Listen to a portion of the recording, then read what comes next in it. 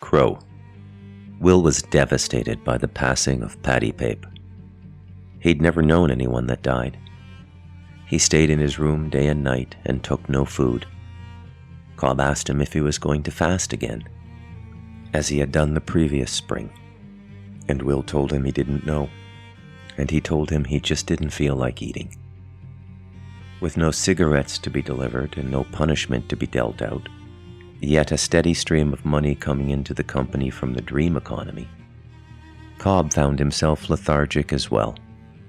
He wondered within himself if Crow was finished with him. And he, like William Tobe, lost the will to eat. And they both stayed in their rooms and fasted that day and night. And Cobb refused to lay down on his bed. He sat in the center of his room. He drifted in and out of sleep, like a fevered man. He received his final instructions from Crow. In his dream it is winter. Cobb is not cold, though. The air is chill, the ground is frozen. He is in the woods. He does not know how long he has to wait for an elder, and so he builds himself a small fire. He places his hands over the fire and rubs them together. He is not cold, but the dream has a certain reflex, a certain way of soliciting behavior by routine. His routine is to build a fire when he is alone in the woods in winter. He waits and he waits, but the elder does not come. He hears dogs. He sees Crow in the air. Crow is circling. His black wings are wide, and his cry is foul and horrible. Crow is making his circle in the sky wider and wider. Cobb watches Crow carefully. Something is being spoken to him. Crow moves closer and closer to an island on the far side of the frozen and snow-covered lake. Cobb must go to the island. There is a moment of hesitation. He knows what the island means. The island is alone. It is a death place. He wonders if Crow is leading him to his death. It doesn't matter. He must follow Crow. He is bonded with Crow. He walks out onto the lake. The ice beneath his feet is strong. There is no danger.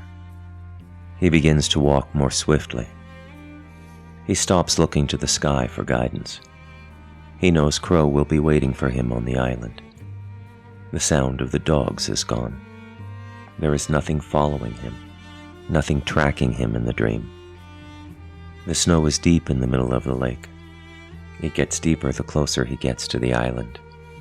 At the rock shore of the island, the snow is up to his waist, and the wind is strong and howling around him, and it picks up the light snow and makes twisters and earth clouds, and the cold snow brushes against his face.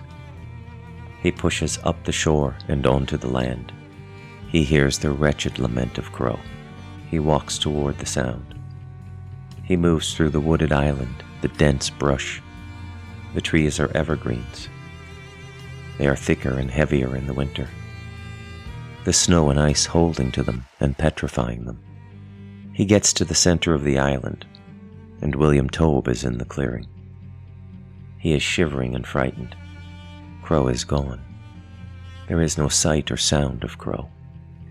Cobb says, "William Tobe, what are you doing here?"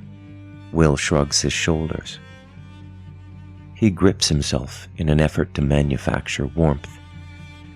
Cobb sees the need and responds to it. He gathers twigs and makes a fire. Will comes in beside the fire with him and warms his hands. Cobb leaves the fire and gets evergreen branches for them to sit down on, so they can rest beside the fire without getting wet. Cobb and Will sit and say nothing until Cobb asks, "How did you come to this place?" Will answers, "I don't know." Cobb says, "This is a death place, Will," and Will becomes frightened.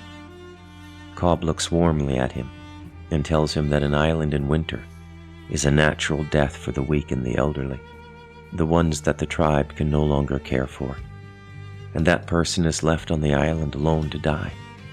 The cold is a good and peaceful way to slip into the death world, to pass from the body for good.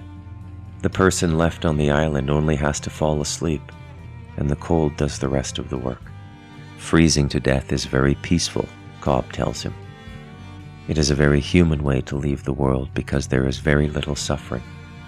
The person sleeps in dreams, Cobb tells him, and then death walks into the dream, quietly and peacefully, and the dream of life is taken into the dream of death, and the person hardly knows the difference. Will is warm. The fire has warmed him. He likes the story. Cobb hears Crow on the edge of the island, the same edge at which he stepped onto the island, and he knows that he has to leave. He tells Will to fall asleep with the fire going, and he wishes him a peaceful journey. Cobb woke up and he knew Crow was finished with him. He had been let go. Cobb went up to the attic. He walked through the door and shook Will awake. It was 4:30 a.m. "I had a dream," Cobb said. "Huh?" Will said. "Our dreams have crossed, Will, and Crow has given me permission to give you direction on your vision." Will sat bolt upright. "You know about the crow," he said. "I can't speak about your vision, Will. I can only give you instruction on how to understand your vision." "When?" "We must make all our plans now. Crow is finished with me. Crow has told me to leave this place." End of chapter.